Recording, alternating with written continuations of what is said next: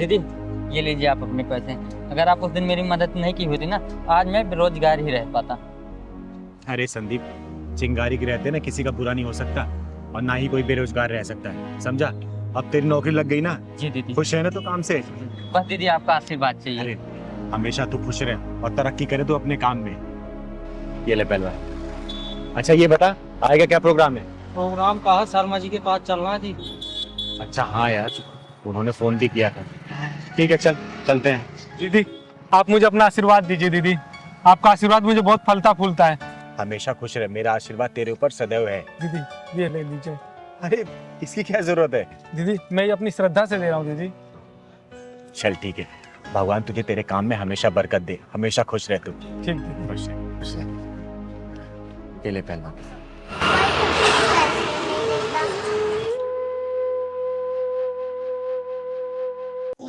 दीदी बजा रही है ना हाथों में से, वही मैं ले जाती हूँ। अरे पैसे दे दो मुझे।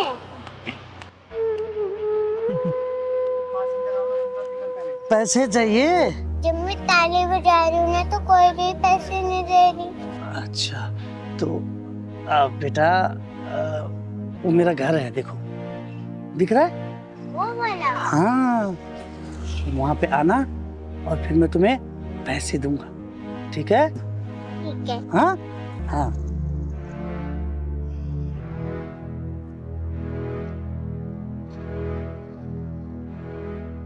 चल पहलवान।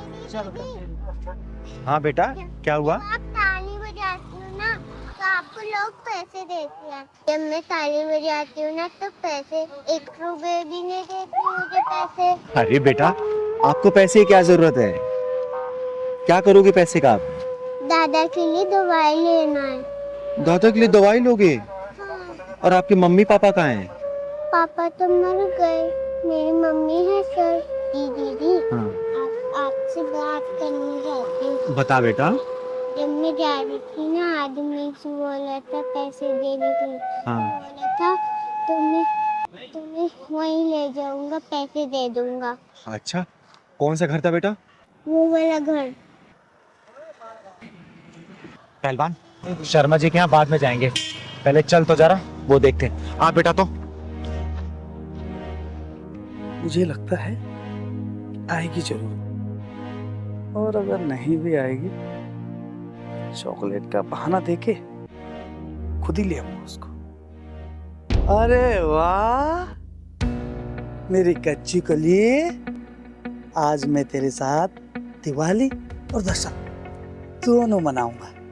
और मैं तेरा लंका दहन और रावण दहन दोनों मनाऊंगी। साले तू इसके साथ दिवाली और दशहरा मनाएगा? एक बात बता, इसकी जगह अगर तेरी कोई बहन या बेटी होती और उसके साथ कोई दिवाली और दशहरा मनाना चाहता तो तू क्या करता? बोल, तेरे ऊपर क्या बीती? बोल, वरना यही जान से मार दूंगी।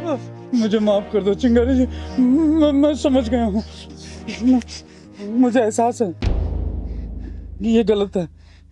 सुन, आज के बाद से किसी बच्ची के साथ या किसी महिला या किसी औरत के साथ ऐसा किया ना, जहां मिलेगा वहीं फाड़ दूंगी तुझे, समझी? मुझे माफ कर दो चिंगारी जी, मुझे माफ कर दो, मैं आइंदा से ऐसे कभी नहीं करूंगा। अपने दिमाग में घुसा लेना, चिंगारी नाम है मेरा, और तेरे जैसे हरामियों के पिछवाड़े में ढक्कन लगाती हूँ मैं। माफी मुझसे नहीं, इस बच्चे से मांग इससे माफी। मुझे माफ कर दो बेटा, मुझे माफ कर दो। सुन, मैं बह गया था।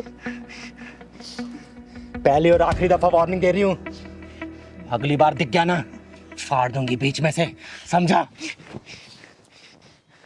बेटा तू अपने घर ले चल, तेरे दादाजी से मिलती हूँ मैं। चल चल पहलवान, चल बेटा। दादाजी मेरे साथ कौन है? माफ करना, मैंने आपको पहचाना नहीं। नमस्कार, मेरा नाम चिंगारी है, चिंगारी किन्नर।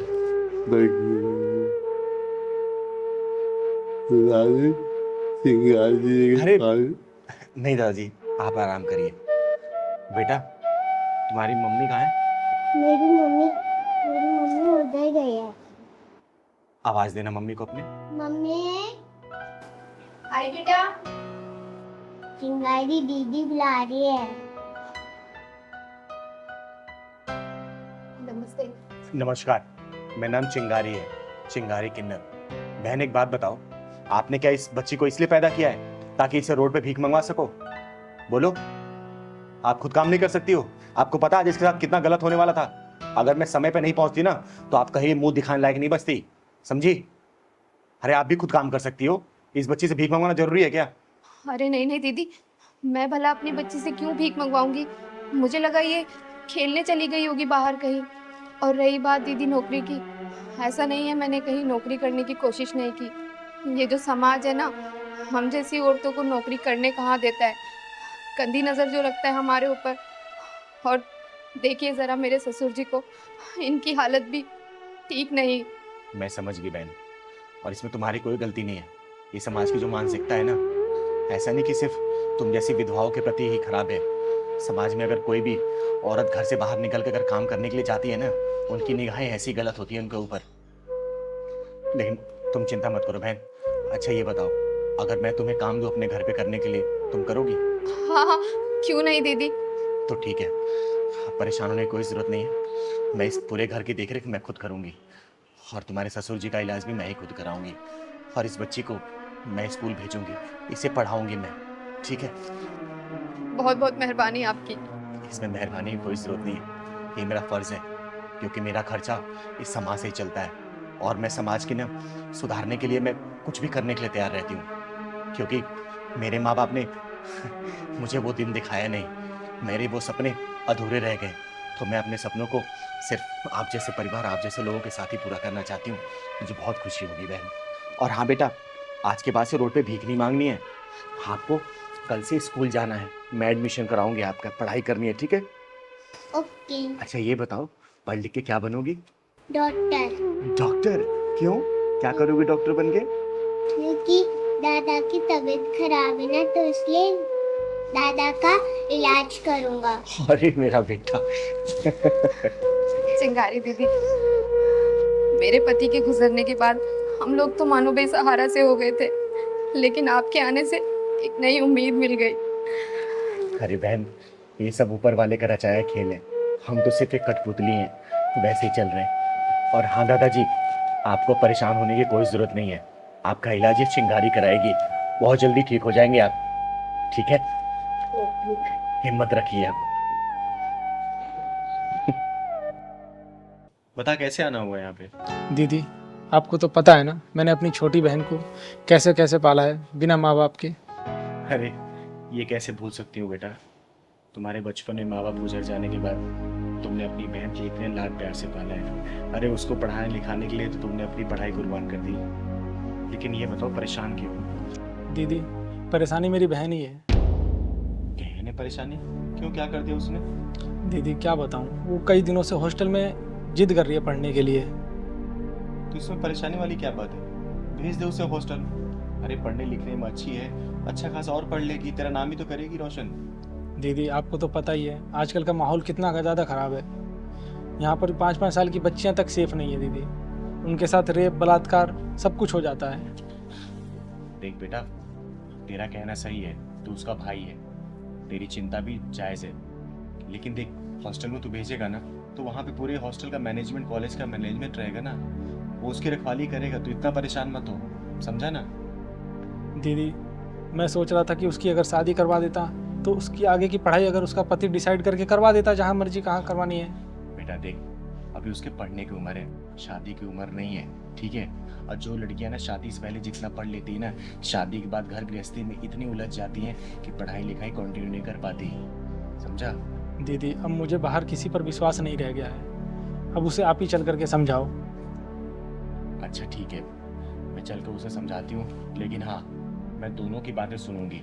अगर तू सही रहा तो तेरे पक्ष में मैं अपना जवाब रखूंगी, अगर वो सही रही तो मैं उसका फेवर करूंगी। मंजूर है तो बोल। मंजूर है दीदी। ठीक है ना? ठीक ठीक। घर पे होगी या फिर कॉलेज में होगी? नहीं नहीं, वो घर पर ही है दीदी, आप चलो। चल ठीक है, चल। ठीक। ये तो पढ़ाई चली है। अरे चिंगारी दीदी, आप यहाँ? नमस्ते। नमस्ते नमस्ते। आइए ना, बैठिए। और बता, पढ़ाई कैसी चल रही तेरी? दीदी बहुत अच्छी। बैठ बैठ। आपके लिए पानी लेके आऊं? अरे नहीं नहीं, पानी की कोई जरूरत नहीं है। आज मैं तुझसे बात करने आई हूँ। बात करने आए हो? लेकिन क्या दीदी? पता है, आजकल तेरा भाई ना तुझे और तेरी पढ़ाई को लेकर बड़ा परेशान रहने लगा है। लेकिन दीदी मैं तो बहुत अच्छे नंबरों से पास हुई हूँ, इसीलिए तो मैंने भैया को बोला है कि मुझे बाहर हॉस्टल में भेज दीजिए पढ़ाई करने के लिए, लेकिन यही नहीं मान रहे हैं। आप ही कुछ समझाओ ना दीदी इन्हें। बेटा, मैं इसी सिलसिले में यहाँ तुझसे बात करने आई हूँ। एक बात बता, तू बाहर हॉस्टल में जाकर क्यों पढ़ना चाहती है? दीदी क्योंकि मैं जो पढ़ाई करना चाहती हूँ ना, वो बाहर के हॉस्टल में यहाँ से बहुत बेहतर तरीके से होती है। बेटा, यहाँ पर भी अच्छे कॉलेज है, अच्छे इंस्टीट्यूट है, तू यहाँ पढ़ाई कर सकती है। डेली तेरा घर से आना जाना भी रहेगा, तेरा भाई भी तुझे लेके परेशान नहीं रहेगा। पर मैं जो पढ़ाई करना चाहती हूँ वो यहाँ के इंस्टीट्यूशन में उतने बेहतर तरीके से नहीं होती जितना कि बाहर हॉस्टल में होती है। दीदी इसको समझाओ, जितना इसको पढ़ना था इसने पढ़ लिया, और वैसे भी शहरों की हवा लड़कियों के लिए सही नहीं होती। भैया, हवाओं में तो पतंगे उड़ती हैं, चट्टाने नहीं। बेटा, जब पानी के बहाव तेज होता है ना, तो बड़े से बड़े चट्टान को भी अपने साथ बहा के लेके चली जाती है, समझी? दीदी लेकिन मैं उन लहरों से डरने वाली नहीं, मेरे इरादे मजबूत और एकदम पक्के हैं। चाहे कोई भी आ जाए, मैं किसी से डरने वाली नहीं, मैं अपनी पढ़ाई पूरी करके मानूंगी। बेटा, मैं तेरे जज्बातों का सम्मान करती हूँ, लेकिन तेरे भाई का चिंता होना भी ये भी जायज है, समझी? तुझे पता है ना, तेरे माँ बाप जब गुजर गए तो पूरी परवरिश तेरे भाई ने की है, ये जानती है ना? अपना पेट काट कर तुझे खिलाया, पढ़ाया, लिखाया, ताकि तेरी अच्छे घर में शादी कर सके। तो ये जो परेशान हो रहा तुझे लेके ना, इसके बाद भी जायज है, समझी? हाँ दीदी, मैंने अपने भैया को ना बहुत मेहनत करते हुए देखा है, इसीलिए तो मैं आगे जाके पढ़ाई करना चाहती हूँ ताकि भैया को इतनी मेहनत ही ना करनी पड़े। दीदी इस बार मेरे इरादे इतने मजबूत हैं कि मैं अपनी पढ़ाई पूरे किए बिना नहीं मानूंगी।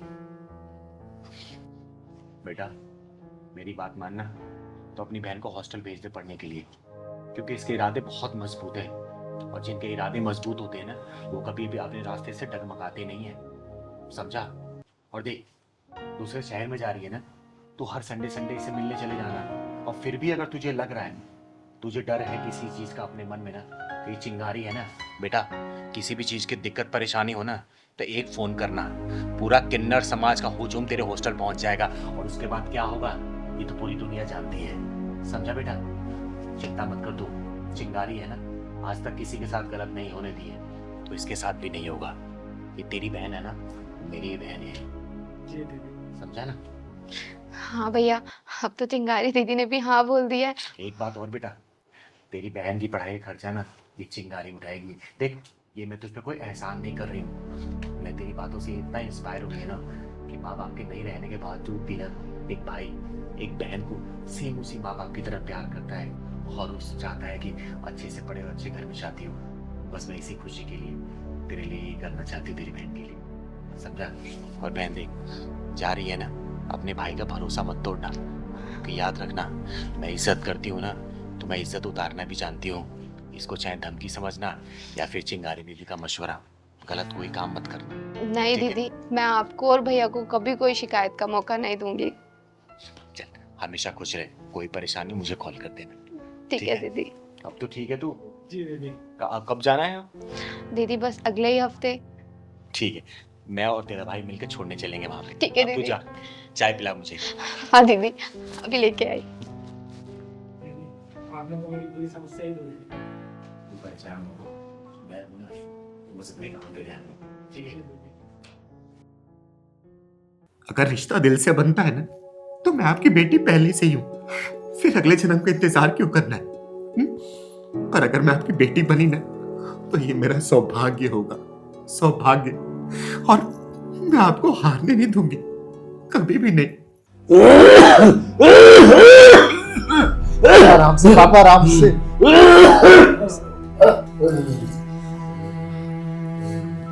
काका, कैसी तबीयत है आपकी? अब दवाई लिया इन्होंने? हाँ दीदी,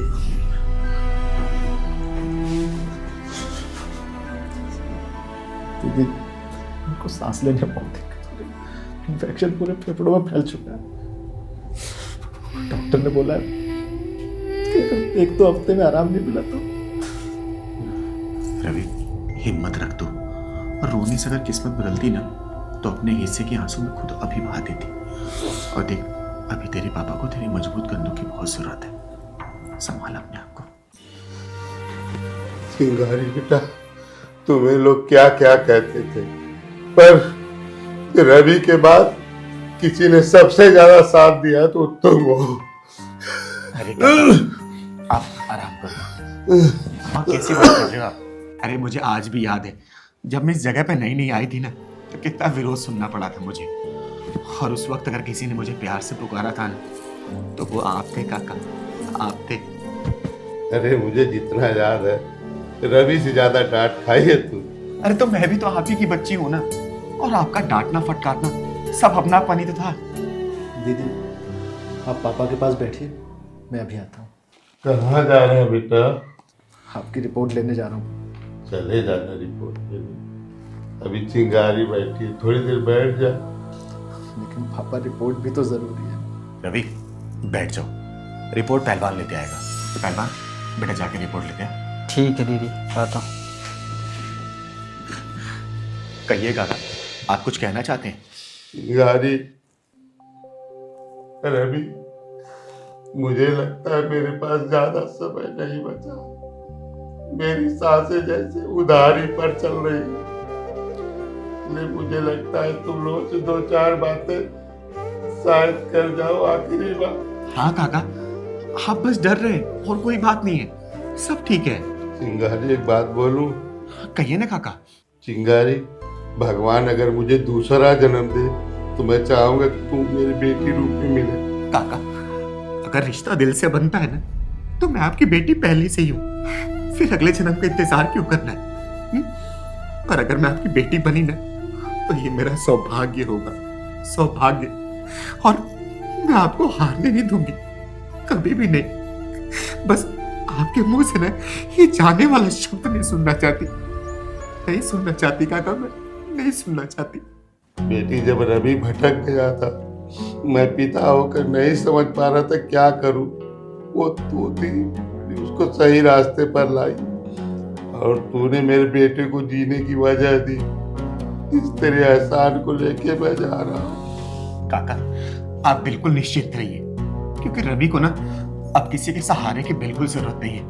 वो इतना जिम्मेदार हो चुका है ना कि आपकी भी जिम्मेदारी उठा लेगा वो। आप बस जल्दी से ठीक हो जाइए काका, जल्दी से ठीक हो जाइए।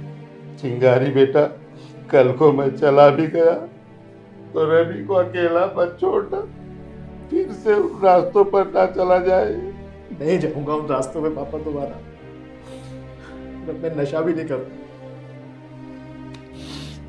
बहुत मेहनत करूंगा और आपका नाम रोशन करूंगा, और ये सब आप अपनी आंखों से देखेंगे।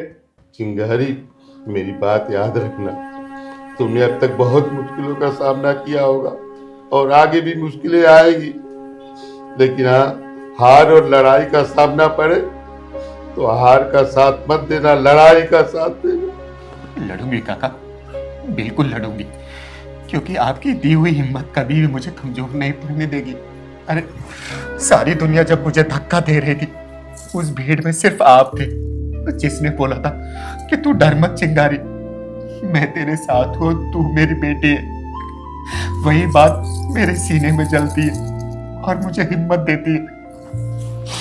काका, आपने भले मुझे खून से जन्म नहीं दिया, लेकिन हिम्मत से मुझे बड़ा किया है आपने, पैदा किया है आपने। कभी नहीं भूलूंगी, कभी नहीं भूलूंगी। दीदी, दवाई जल्दी। कौन सी वाली? ये।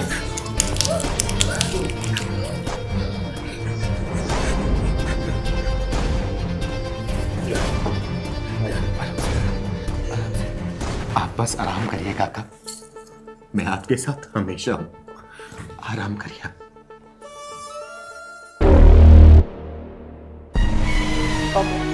काका, पापा, काका, पापा, काका, काका,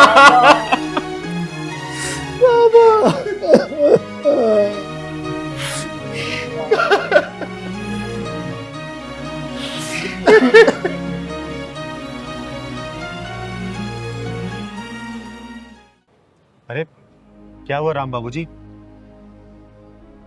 राम राम चिंगारी जी। राम राम। और ऐसी क्या बात हो गई जो अचानक मुझे आपने बुला लिया? कल तक की मोहलत भी नहीं दी आपने। बताता हूँ, पहले आप बैठिए, आइए। बताइए क्या हुआ? चिंगारी जी, मोहलत होती तो जरूर बताता, लेकिन बात ही कुछ ऐसी हो गई कि अचानक बुलाना पड़ गया। अच्छा, कोई बात नहीं, बताइए क्या बात है। ये आपकी बड़ी बेटी है? हाँ, ये मेरी बड़ी बेटी अन्नू है। नमस्ते बेटा, नमस्ते।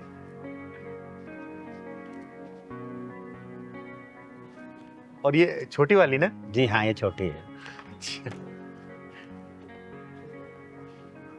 हाँ, बताइए क्यों बुलाया आपने मुझे? चिंगारी जी, आप तो जानती है, मैंने बड़ी बेटी की पढ़ाई लिखाई के लिए आपसे 5 लाख से ऊपर ले चुका हूँ। अरे तो क्या हुआ बाबूराम जी, मैंने आपसे पैसे मांगे क्या? बताइए। नहीं मांगे ना? फिर पापा साफ साफ क्यों नहीं बता देते कि दीदी की सरकारी नौकरी रखते ही दीदी बदल गई है? दीदी, मुझे लगता है इनके घर में कोई तगड़ी वाली भसूड़ी चल रही है। मुझे भी ऐसे लग रहा है पहलवान। हाँ बताइए बाबूराम जी। चिंगारी जी, मैंने अपनी जिंदगी भर की कमाई अन्नू की पढ़ाई लिखाई पर लगा दी है। पापा, आपको स्पेशल नहीं हो, हर माँ बाप अपने बच्चों के लिए इतना तो करते ही है। अनु बेटा, बाप से कोई ऐसी बातें करता है क्या? दीदी, आपको पता नहीं है, दीदी की सरकारी नौकरी के लिए पापा ने अपना सब कुछ अपना दांव पे लगा दिया है। ओए, तू चुप कर। जब तुझे पता नहीं है तो बीच में क्यों बोल रही है? देख रही चिंगारी जी, किस तरह से बदतमीजी से बातें कर रही है ये। अरे बाबूराम जी शांत हो जाइए। वैसे भी इसकी सरकारी नौकरी लग गई है ना, फिर किस बात की टेंशन, किस बात की चिंता? चिंता तो इसी बात की है चिंगारी जी, इसे सरकारी नौकरी मिल गई है और सरकार की तरफ से रहने के लिए सरकारी फ्लैट। ये तो अच्छी बात है ना, किराया भी नहीं देना पड़ेगा, किराया बचेगा तुम्हारा। दीदी, प्रॉब्लम ये नहीं है, प्रॉब्लम ये है कि दीदी उस सरकारी फ्लैट में अकेला रहना चाहती है और पापा और मैं इस किराए के मकान में। चिंगारी जी, मुझे इसके अकेले रहने में कोई चिंता नहीं है, लेकिन अगर ये मुझे 1 रुपया न दे तो चलेगा, हम दोनों बाप बेटे गुजारा कर लेंगे। लेकिन चिंता तो इस बात की है कि जो मैंने आपसे कर्ज ले रखा है वो मैं किस तरह चुका पाऊंगा, इसी की मुझे चिंता है। आपने जो किया है ना, वो हर कोई करता है, ऐसा कोई बहुत ज्यादा नहीं किया आपने। और अब मेरा स्टेटस बदल गया है, जिन लोगों के साथ मैं उठती बैठती हूँ वो आपको मेरे साथ में देखेंगे तो क्या कहेंगे? ओए बेशरम बदतमीज लड़की, किस स्टेटस की बात करे तू? बोल ना, है क्या तेरा स्टेटस? जिस बाप की मेहनत की सीढ़ी पर चढ़ के तो इस मुकाम पे पहुंची है ना, उस सीढ़ी का हर एक पायदान कर्ज में डूबा हुआ है। और जिस कुर्सी पे बैठ के तू इतरा रही है ना, उस कुर्सी के चारों पायदान तेरे बाप की मेहनत की जमीन पे खड़े हैं, समझी? रहने दीजिए चिंगारी जी, इसकी पढ़ाई के चक्कर में मैं अपनी छोटी बेटी पर ध्यान नहीं दे पाया, इस वजह से मैं कहीं का नहीं रहा। अच्छा पापा, एक बात बताओ, कल को अगर मेरी शादी हो जाती तो तब भी क्या आप मेरी नौकरी पे और मेरी सैलरी पे नजर रखते? बेटा, कोई भी माँ बाप ना अपनी बेटियों के पैसे पर नजर नहीं रखता है, लेकिन इन्होंने तुझे पढ़ा लिखा के इस लायक इसलिए बनाया ना, ताकि अपनी छोटी बहन को तो कुछ लायक बना सके, इसका ख्याल रख सके तू। दीदी, इसके स्टेटस को खतरनाक वाली हवा लग चुकी है। बेटा, ऐसे स्टेटस को जिसकी हवा लगती है ना, वो इंसान उड़ जाता है। अब तू ये बता, तू मेरे 5,35,000 रुपए कब देगी? तेरे बाप ने बता दिया ना कि मैं पैसे लेने आई हूँ, बता कब पैसे देगी तू? अरे मैं क्यों दूंगी, मैंने थोड़ी ना लिए थे जो मैं आपको पैसे वापस करूंगी। बेटा, मेरा नाम चिंगारी है, चिंगारी किन्नर, और पैसे तू ही वापस करेगा, वो ब्याज समेत। बता कब देगी तू? अजीब जबरदस्ती है, मैं वापस नहीं करने वाली, मैंने ना लिए ना दूंगी। तो सुन बेटा, दोनों कान खोल के सुन, जिस नौकरी के दम पे तू इतना उछल रही है ना, हवा में उड़ के हवा हवाई बन रही है, देखना वो तेरी नौकरी 2-4 दिन में कैसे फुर होती है, तू देख। अब क्या मतलब है तुम्हारा? क्या करोगी तुम? तू बस 2 दिन का इंतजार कर। और बाबूराम जी, पैसे की चिंता मत करना, अब जितने कर्जे चिंगारी उतारेगी, चिंगारी। चिंगारी जी, आजकल रिश्ते इतने हल्के हो गए हैं कि एक सरकारी नौकरी रिश्तों पर भारी पड़ रही है। बाबूराम जी, अब वो समय नहीं रहा कि अपना सब कुछ लुटा के औलाद को दे दे। आजकल की औलादें ऐसी हो गई है ना कि परिवार का भविष्य बाद में सोचती है, सबसे पहले अपना खुद का सोचती हैं वो। दीदी, मैंने सपने में भी नहीं सोचा था आप पापा के साथ ऐसा करेंगी। पापा 3 फल लाते थे, 2 आपको देते थे और 1 मुझको। वो प्यार भूल गई आप? बेटा तू चुप रह। अनु तू बता, तू मेरे पैसे देगी या नहीं देगी? देख, मैं तेरी सरकारी नौकरी के शिकार कर डालूंगी, किसी ना किसी झूठे खेस से फंसा के ना तेरी नौकरी खा जाऊंगी मैं। बता जल्दी, क्योंकि चिंगारी के मुंह से निकली कोई बात ना पत्थर की लकीर बन जाती है। देगी नहीं देगी बोल? चिंगारी जी, आप इसे कुछ मत बोलिए, मैं आपके पैसे धीरे धीरे चुका दूंगा। अफसोस तो बस इस बात का रहेगा कि एक बड़ी बेटी के चक्कर में मैं अपनी छोटी बेटी की खुशियां नहीं खरीद पाया। सॉरी पापा, मुझे माफ कर दो। मैं अपने नकली स्टेटस वाली दुनिया में ये भूल गई थी कि मेरी असली जिंदगी क्या है और मेरा असली परिवार कौन है। और दीदी, आप भी प्लीज मुझे माफ कर दो। मैं समझ गई कि आप मुझे क्या समझाना चाहती हो। चलिए बाबूराम जी, कम से कम मेरी बातें आपकी बेटी के दिमाग में घुसी तो सही। और बेटा देख, मैंने तेरी आंखों से ना दौलत का पट्टा उतारने आई थी सिर्फ मैं, समझी? अब आपको काम करने की जरूरत नहीं है और छोटी की भी पढ़ाई मैं कराऊंगी, वो भी मेरी तरह सरकारी नौकरी करेगी। अब आपको इस किराए के मकान में रहने की जरूरत नहीं है, आप मेरे साथ रहोगे पापा, मेरे साथ रहोगे। अकेले तो उस घर का खर्चा चला सकती है ना? हाँ दीदी। जो प्रेम अधूरा रह जाए ना, उसे इस तरीके स्वीकार करना चाहिए जैसे वो हमारे जीवन यात्रा का सिर्फ एक पड़ाव था, राजमार्ग नहीं। कनक, दरवाजा खोल। आखिर बात क्या है? तूने अपने आप को कैद क्यों कर रखा है? 2 दिन से अपने कमरे से बाहर नहीं आई है। कनक, मुझे अकेला छोड़ दीजिए, मुझे किसी से कोई बात नहीं करनी, ना बाहर आना है, जाइए आप यहाँ से। रुक जा, तेरी चिंगारी दीदी आती होगी, मैंने उसे बुलाया है, उसी को तू बताएगी। कनक!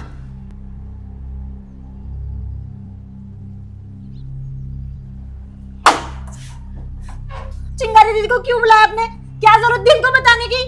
क्योंकि तू उससे झूठ नहीं बोलती। अरे मुझे नहीं बताना तो मत बता, लेकिन उसे तो बताएगी ना। क्या बताने छुपाने की बात चल रही है? पूछ अपनी लाडली से। मुझे ज्ञान दे रही थी ना कि आजादी दो, आजादी दो। अब देख ले इसके कारनामे। पता नहीं ऐसा क्या देख लिया है जो 2 दिन से कमरा बंद करके पड़ी है, बाहर ही नहीं आ रही है, ना खाना खा रही है, ना कहीं जा रही है। कनक बेटा, माँ क्या बोल रही है? कनक, देख लिया ना कितनी बदतमीज हो गई है ये। माँ जी आप शांत रहिए, मैं बात करती हूँ उससे, शांत रहिए। कनक, कनक, कनक, देख दरवाजा खोल दे तू। अब तू मुझसे नहीं बताएगी क्या? है? अपनी चिंगारी से नहीं बताएगी?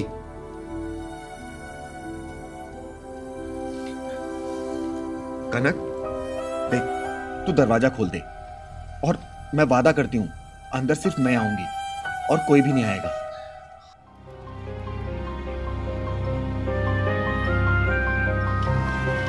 कनक, कनक देख, मैं बोल रही हूं दरवाजा खोल दे, वरना मैं चली जाऊंगी यहां से और वादा करती हूं कि फिर दोबारा वापस नहीं आऊंगी तेरे पास।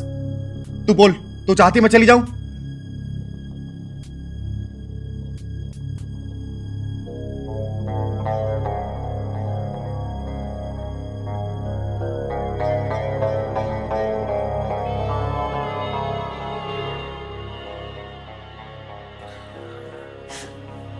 क्या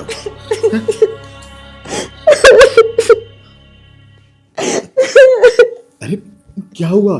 इतना क्यों रो रही है? बैठ यहाँ पे। किसी ने कुछ कहा या फिर सताया क्या तुझे? मैंने खुद ही खुद को सताया दीदी। मतलब?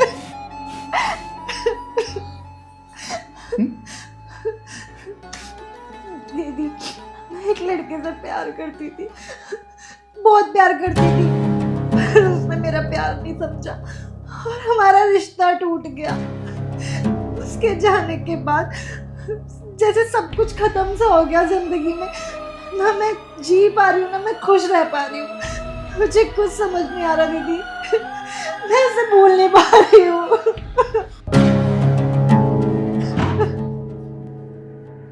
बदतमीज, बेशरम, तुझे बाहर पढ़ने के लिए इसलिए भेजा था कि तू गैर मर्द के लिए यहाँ बैठकर आंसू बहाए। चिंगारी, तूने यही सिखाया है इसे?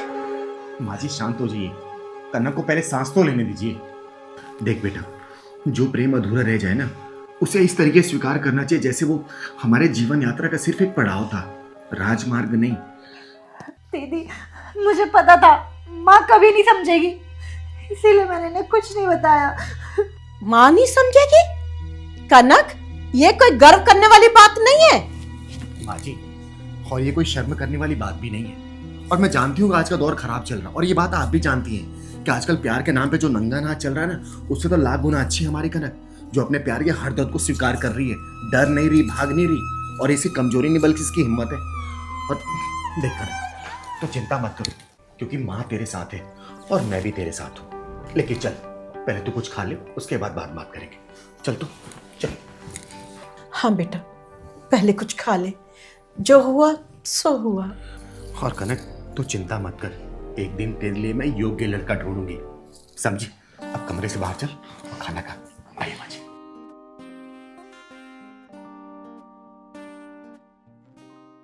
औरत हमेशा पति और बाप के घर में फर्क समझती है। बताऊं बेटा कैसे? लड़की पर माँ बाप पाबंदी लगाए तो हक बनता है, और सास ससुर लगाए तो रोकते हैं, टोकते हैं।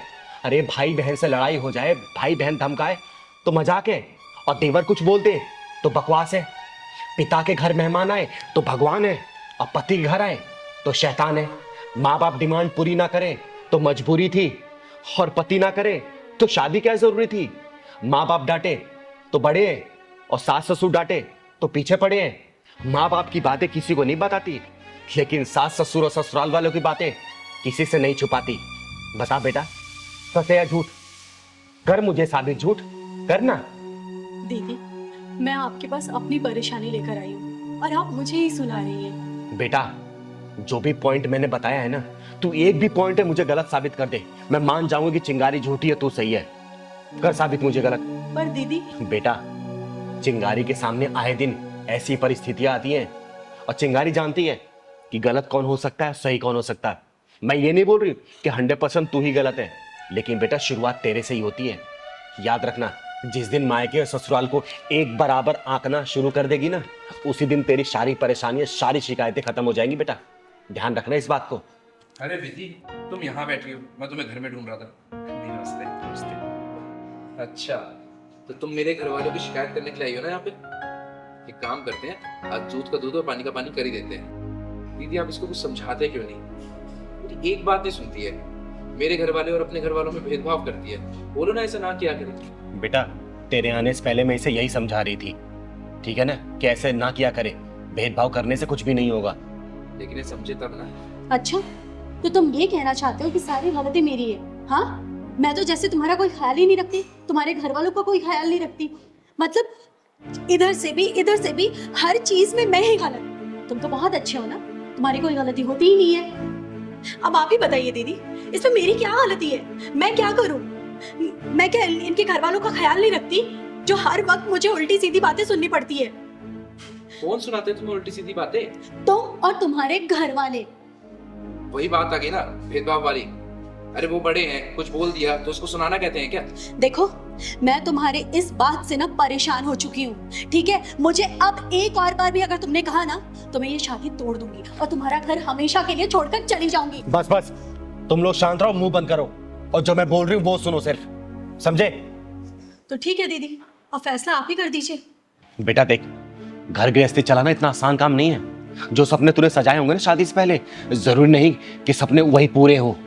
एक बात देख, अगर जब हम अपने माँ बाप के घर में और ससुराल के घर में फर्क नहीं समझते ना, तो शादी ब्याह की जिंदगी बहुत आसानी से चलती है। बेटा देख, माँ बाप जब डांट देते हैं ना, तो हम सोचते हैं अरे माँ बाप है, क्या हो गया डांट दिए तो।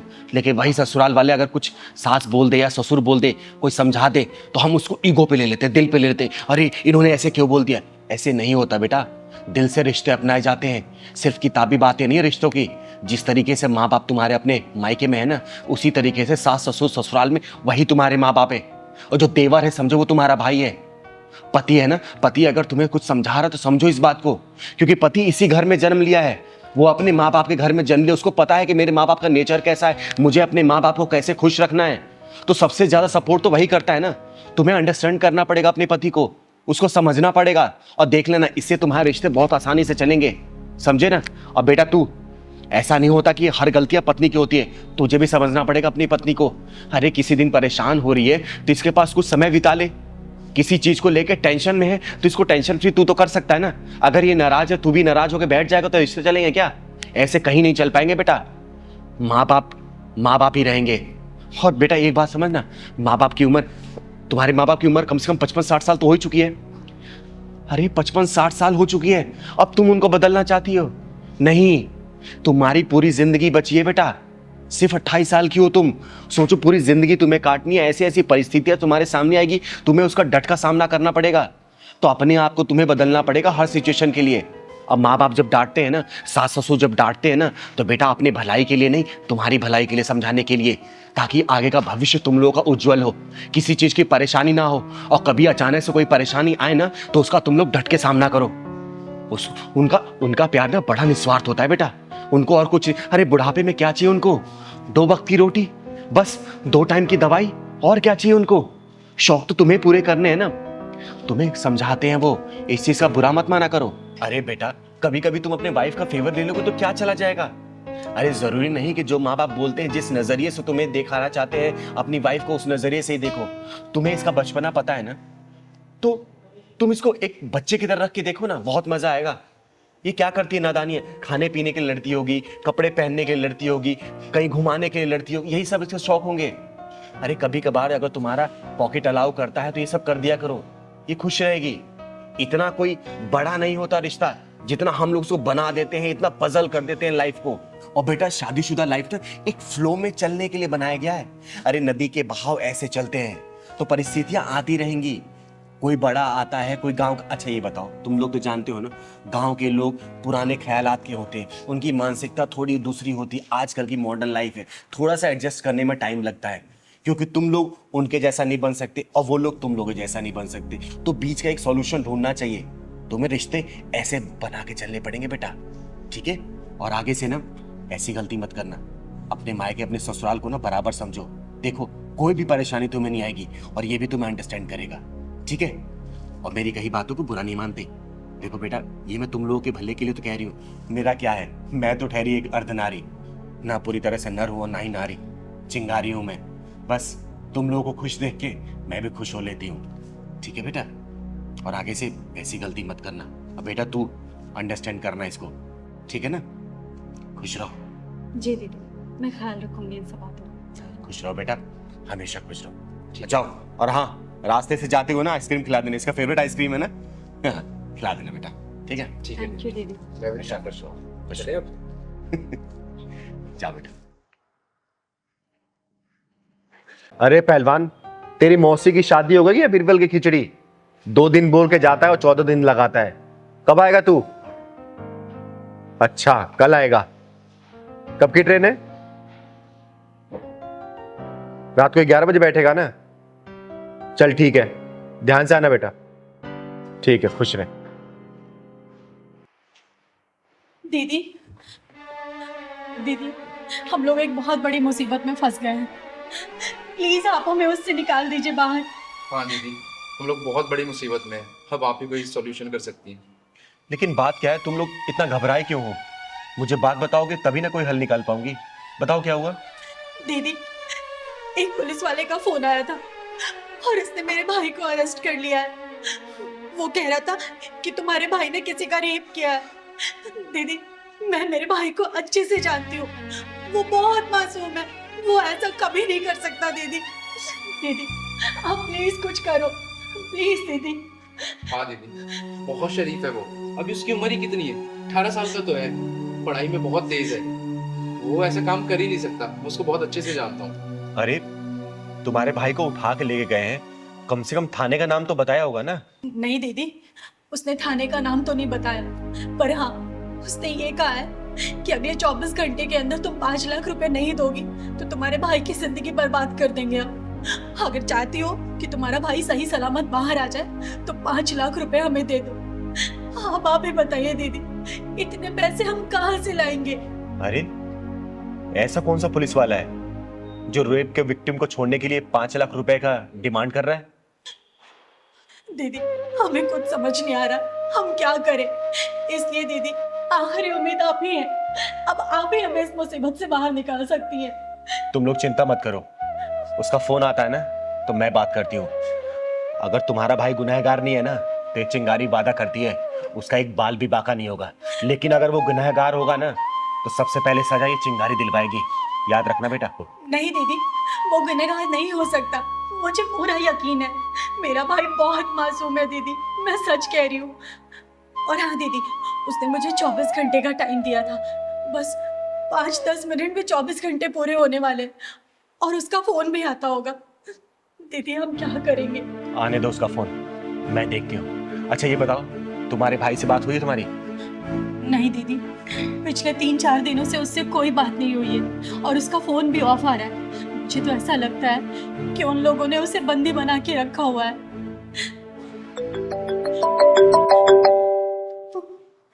दीदी, हाँ उसी का फोन है दीदी। उठा फोन को, स्पीकर पर डाल। हेलो भाई मैडम जी, क्या हुआ? 5 लाख का इंतजाम हुआ या नहीं हुआ? या कर दूं आपके भाई को जेल के अंदर? नहीं सर, देखिए हम इंतजाम कर रहे हैं, प्लीज आप ऐसा कुछ मत कीजिएगा। अरे मैडम जी, 24 घंटे का टाइम दिया था आपको और आप अभी भी आराम से बैठे हुए हैं। आप इंतजाम करो, नहीं तो आपके भाई की जिंदगी खत्म हो जाएगी। 5 लाख का इंतजाम करके फटाफट आ जाएं। थानेदार साहब। हाँ जी, कौन बोल रहा है?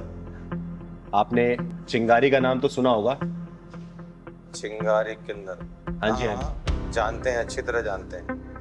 अच्छा आप ये बताएंगे किस थाने से बात कर रहे हैं आप? अरे तो जान के क्या करेगी तू? लौंडे को बचाएगी? बचाऊंगी नहीं, फंसाऊंगी। क्या मतलब है तेरा? अरे कुछ नहीं। अच्छा ये बताइए आप कौन से थाने से बात कर रहे हैं? क्यों, यहाँ पे आके जेल तोड़ के लेके जाएगी क्या लौंडे को? अरे नहीं नहीं, वो आपके 5 लाख रुपए भिजवाने हैं ना, तो इसलिए सोच रही हूँ कि सीधा मैं आके पहुंचा दूं आपके लिए। अच्छा अच्छा, तो एक काम कर, पैसे लेके तो राजबाग वाले थाने में आ जा। अच्छा अच्छा, राजबाग वाले थाने से बात कर रहे हैं आप? हाँ, वो आपके एसएचओ साहब है ना, शर्मा जी, एक बार जरा उनसे बात कराएंगे क्या? शर्मा जी? शर्मा सर तो वो बाहर गश्त पे गए ना। अरे तो कोई बात नहीं, जो एएसआई साहब है ना, शुक्ला जी, उनसे बात करा दो आप। शुक्ला जी? शुक्ला जी नाम का तो यहाँ पे कोई भी नहीं है। क्या बात करते हैं आप? राजबाग थाने से बात कर रहे हैं, आप शुक्ला जी को नहीं जानते? अच्छा अच्छा, शुक्ला जी तो वो अभी एक एक्सीडेंट हो गया था ना, तो उसकी जरा जांच पड़ताल करने गए हैं 2-3 हवलदारों को लेके। आप मुझसे बात करो ना, 5 लाख लेकर आ रही है या नहीं आ रही?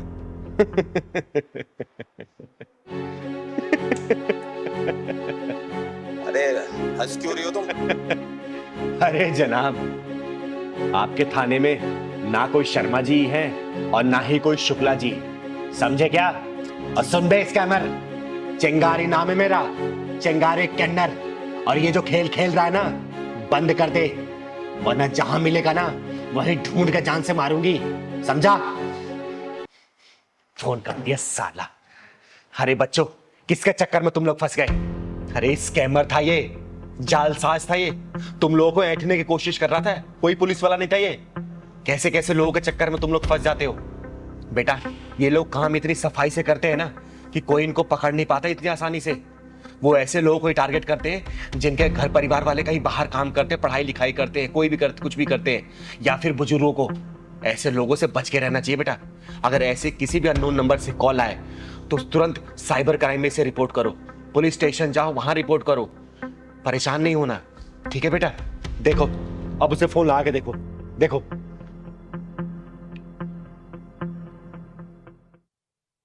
हेलो हेलो, हाँ दीदी। तू कहाँ है? दीदी मैं तो हॉस्टल में हूँ। तुझे मैं 3-4 दिनों से फोन कर रही हूँ, तेरा फोन क्यों नहीं लग रहा था? अरे दीदी मैं खुद परेशान हूँ। वो दरअसल क्या है ना, मेरे फ़ोन में 3-4 दिन से नेटवर्क ही नहीं थे और आपके इतने सारे मैसेज आए हुए, फ़ोन आए हुए, अभी नेटवर्क आया थोड़ी देर पहले। और सब कुछ ठीक है ना दीदी वहाँ पर? हाँ, यहाँ सब ठीक है। तू ठीक है ना? हाँ दीदी, मुझे क्या होगा? ठीक है ठीक है, तू जल्दी से घर आ जा बस। ठीक है दीदी, ओके। ठीक है, bye. Thank you so much दीदी। हाँ दीदी, थैंक यू सो मच जो आपने इन जालसाजों से हमें बचाया। अगर आप नहीं होती तो पता नहीं हमारा क्या होता।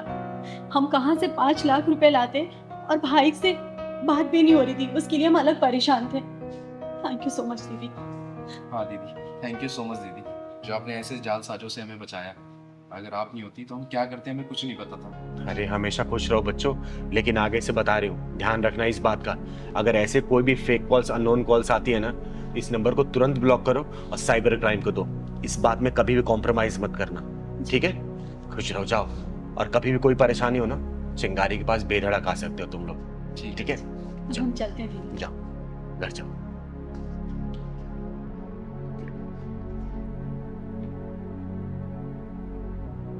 और मैं आप लोगों से भी हाथ जोड़ के विनती करती हूँ, आजकल डिजिटल क्राइम बहुत तेजी से बढ़ रहा है। बहुत सारे ऐसे fake calls, fake video calls आ रहे हैं और पैसे की डिमांड हो रही है। तो प्लीज इन सब चीजों से दूर रहें। अपने बच्चों को भी बताएं कि अगर ऐसे कोई भी कॉल्स आता है तो नंबर को ब्लॉक करें और उस नंबर को आप लोग तुरंत नियर बाय पुलिस स्टेशन में जाके उसको दर्ज कराएं, ताकि क्राइम ब्रांच इस चीज पे तहकीकात कर सके और ऐसे जालसाजों को पकड़ा जा सके। धन्यवाद। अरे हरिपिता, आ गई तू? कैसी रहती रिकॉर्डिंग? दीदी मुझे कोई सिंगर विंगर नहीं बनना। अरे तू गाना रिकॉर्ड करने गई थी ना, फिर ये कैसी बातें कर रही है? दीदी मैंने कहा ना, मुझे कोई सिंगर नहीं बनना। मैं कोई अच्छी सी जॉब ढूंढ लूंगी। देख बेटा, चिंगारी की आंखें कभी धोखा नहीं खाती हैं। कुछ तो बात है, बता क्या हुआ है? बोल मुझे, बता। तू रो क्यों रही है? दीदी वो जो म्यूजिक डायरेक्टर है आदेश कुमार, उसने मेरे साथ क्या किया उसने? बता मुझे, घबरा मत, बता क्या किया उसने? दीदी उसने मेरे साथ वो। हेलो दादा, good morning. Good morning. Adesh ही है अंदर? आदेश थी मतलब स्टूडियो में रहेगी। Thank you.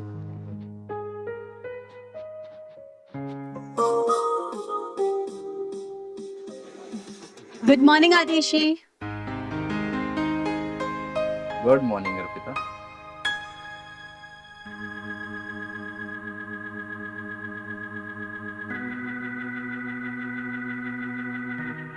क्या बात है, रिकॉर्डिंग करने आई हो या शूटिंग करने? सर ऑब्वियसली रिकॉर्डिंग करने आई हूँ मैं। नहीं, कयामत ढा रही हो, बहुत हॉट लग रही है। आदेश जी आप भी ना कुछ भी कहते हैं। अच्छा, खड़ी क्यों? आओ अंदर आओ। Thank you. Thank you. अच्छा आदेश जी, वो ट्रैक बन गया क्या? अरे क्या ट्रैक बना है, वही तो देख रहा था मैं भी। हिट हो जाओगी तुम। क्या बात कर रहे हैं, सच में? थैंक यू सो मच आदेश जी। बस thank you Arpita, thank you से काम नहीं चलने वाला।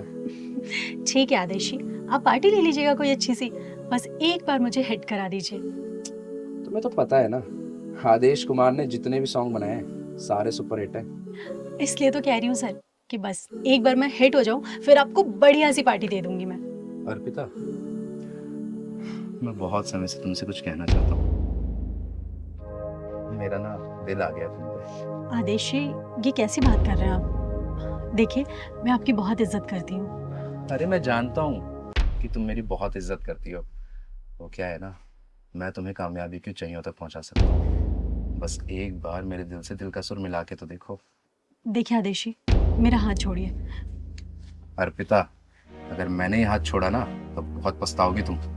सर, जिस्म को सीढ़ी बनाकर मुझे मंजिल तक नहीं पहुंचना।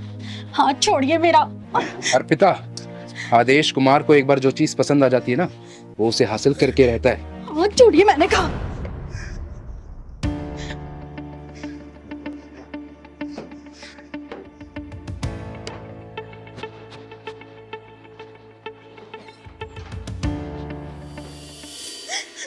दीदी, मैं बहुत मुश्किल से बच के आई हूँ वहां से।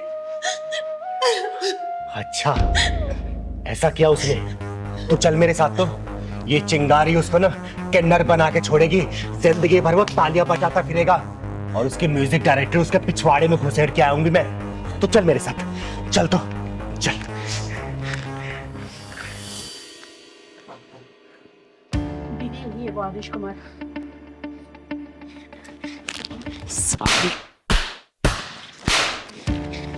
कौन हो तुम? तुम्हारी हिम्मत कैसे हुई अंदर आने की?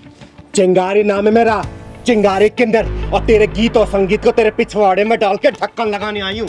तूने लड़कियों की इज्जत को इतना सस्ता समझ रखा है क्या?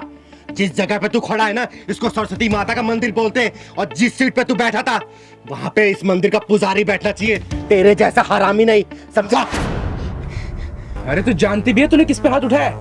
इस इंडस्ट्री का सबसे बड़ा म्यूजिक डायरेक्टर हूँ मैं। अब देख मैं तेरा क्या हाल करता हूँ। शायद तू नहीं जानता कि मैं कौन हूँ। एक चुटकी में तेरे करियर की धज्जियां उड़ा सकती हूँ मैं, समझा? वो देख, ये सीसीटीवी तूने अपने प्रोडक्शन की देख रेख लगाया ना। अब बेटा तेरे इसी सीसीटीवी में ना तेरे इस लड़की के साथ जो तूने हरकतें की है ना वो कैद हो गई है। 1 मिनट में चाहूँ ना तो पूरी मीडिया में इसको रिलीज कर सकती हूँ और तेरे करियर की धज्जियां उड़ा सकती हूँ, समझा? अरे नहीं नहीं, ऐसा मत करना। मैं अहंकार में आ गया था और अपने आप को बहुत बड़ा म्यूजिक डायरेक्टर समझने लग गया था, इसलिए ऐसी भोली भाली लड़कियों का नाजायज फायदा उठा रहा था। प्लीज, मेरा फ्यूचर स्पॉइल हो जाएगा, मेरा करियर बर्बाद हो जाएगा। अर्पिता, अर्पिता बोलो ना, ऐसा ना करे। मैं तुमसे भी माफी मांगता हूँ अर्पिता, प्लीज प्लीज मुझे माफ कर दो, ऐसा मत करना प्लीज। जहाँ पे सुर के साथ छेड़े जाते हैं ना वहाँ पे साक्षात देवताओं का वास होता है, सरस्वती माता का वास होता है। और ऐसी पवित्र जगह पे तूने ऐसी घिनौनी हरकतें की, मन तो करा तुझे जान से मार दूं मैं। दीदी मुझे माफ कर दो ना, मैंने अपनी सीट का नाजायज फायदा उठाया। मैं भूल गया था कि ये बहुत पवित्र स्थान है। प्लीज मुझे माफ कर दो, मैं आइंदा कभी ऐसा नहीं करूंगा, मैं प्रॉमिस करता हूँ। प्लीज दीदी। छोड़ दो दीदी से, इतनी सजा काफी होगी इसके लिए। सुन बे, ये बच्ची बोल रही है इसलिए मैं तुझे छोड़ रही हूँ, लेकिन बेटा तू मेरी नजरों पर चढ़ गया है। आगे से ऐसी कोई भी हरकत की ना, इस चिंगारी की शक्ल को याद कर लेना, और जिस उंगली से तू धुन बनाता है ना बेटा, इसी को काट के बीच चौराहे भीख मांगूंगी तुझे, समझा? नहीं दीदी, अब ऐसा कुछ नहीं करूंगा। हाँ, अब चल, मैंने कोई रिकॉर्डिंग होते देखी नहीं है, तू गाना रिकॉर्ड कर इसका, क्योंकि पूरी रिकॉर्डिंग ये चिंगारी सामने करवाएगी। अब जा बेटा अंदर। जी दीदी। और लेकिन हाँ, अच्छे से गाना रिकॉर्ड करना। ठीक है दीदी। जा बेटा गा तो। अर्पिता तुम जाओ स्टूडियो में जाओ।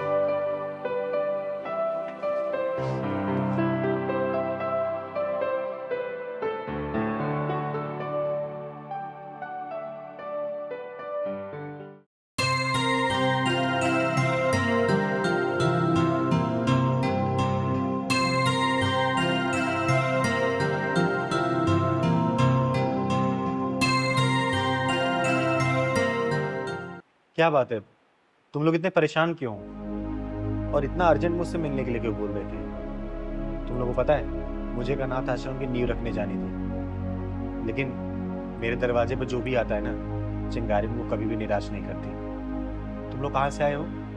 दीदी, हम भोपाल से आए हैं और बड़ी उम्मीद के साथ आए हैं दीदी। दीदी, हम लोगों के ऊपर दुखों का पहाड़ टूट गया दीदी। पिछले 1 साल में इनकी 3 नौकरियां चली गई और मेरा 4 महीने का बच्चा मिसकैरेज हो गया। गांव में मेरे मम्मी पापा भी बीमार रहते, 50 बीघा जमीन थी, बस बीमारी में सारी बिक गई, सिर्फ 5 बीघा बची है दीदी। बर्बाद हो गए हम लोग दीदी, बर्बाद हो गए। दीदी, मैंने सुना है कि आपके आशीर्वाद से बड़ी बड़ी मुसीबतों से छुटकारा मिल जाता है। बस दीदी, आप अपना हाथ हमारे सर पे रख दीजिए। हाँ दीदी, बस हमारी नैया आप ही पार लगा सकती हो दीदी, आशीर्वाद दे दो हमें दीदी। अरे आप लोग शांत हो जाओ प्लीज। और मैं कोई भगवान भगवान नहीं हूँ कि जो मैं आशीर्वाद दे दूं और आप लोगों का सब कुछ सही हो जाए। अरे मेरी गिनती तो इंसानों में भी नहीं होती। दीदी, हम बहुत दूर से आए हैं, हमें निराश मत कीजिए, अपना हाथ हमारे सर पर रख दीजिए। हाँ दीदी, आप अपने आशीर्वाद से हमारी बेरंग दुनिया में खुशियां बांटो दीदी, कुछ चला दो। अरे नहीं नहीं, देखो तुम लोग बहुत दूर से आए हो और मैं तुम लोगों का दिल और विश्वास नहीं तोड़ना चाहती। मैं तो सिर्फ एक साधारण सा किन्नर हूँ, आम किन्नर हूँ मैं, और मेरे अंदर कोई शक्ति नहीं है कि जो मैं कोई मंत्र मारूं और आप लोगों को काम हो जाए। लेकिन हाँ, आत्मविश्वास की इच्छा शक्ति जरूर है, लेकिन ये भी सिर्फ आप जैसे लोगों के प्यार की वजह से।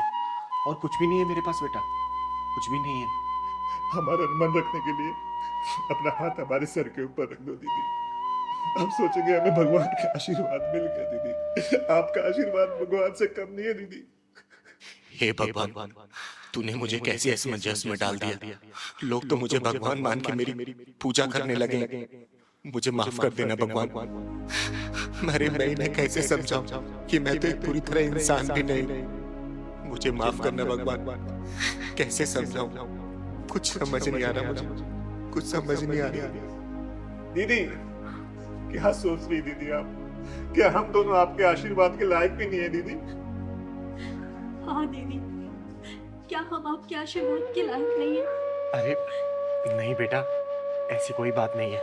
मेरा आशीर्वाद तुम लोगों के ऊपर हमेशा है। तुम्हारे घर में खुशियां हमेशा बरसती रहे। तुम्हारे घर में बहुत जल्दी कुलकारी बोझे, धन दौलत किसी भी चीज की कमी ना रहे। बस बेटा, मैं यही आशीर्वाद दे सकती हूँ तुम लोग। हमेशा खुश रहो तुम लोग, हमेशा खुश रहो बच्चों। दीदी, अब हमें सब कुछ मिल गया, अब हमें कुछ नहीं चाहिए दीदी। हम जिस उम्मीद से आए थे, बस आपका आशीर्वाद मिल गया हमें। बस अब हमने जिंदगी जी ली दीदी। सच में दीदी, हमें कुछ नहीं चाहिए अब। हमें आपका आशीर्वाद मिला, हमें साक्षात भगवान का आशीर्वाद मिल गया दीदी। हम बहुत खुश है दीदी। अब देखो दीदी, आपके आशीर्वाद से हमारी दुनिया कैसे चकमकाएगी दीदी। आपने आशीर्वाद दिया, हमें लगा कि भगवान ने आशीर्वाद दिया। लेकिन मैं फिर भी एक बात बोलूंगी और बार बार बोलती रहूंगी। मैं कोई भगवान नहीं हूँ। मैं तो सिर्फ एक साधारण से किन्नर हूँ, एक मामूली से किन्नर, चिंगारी किन्नर, और कुछ भी नहीं हूँ मैं। कुछ भी नहीं हूँ मैं कुछ भी नहीं हूँ, नहीं हूँ कुछ भी। दीदी, दुनिया चाहे कुछ भी करे, पर आप हमारे लिए भगवान हैं। हाँ दीदी, हमें आपका आशीर्वाद मिल गया, हमें दुनिया की सारी दौलत मिल गई और कुछ नहीं चाहिए दीदी, कुछ नहीं चाहिए। खुश रहो मेरे बच्चों, हमेशा खुश रहो, खुश रहो, खुश रहो।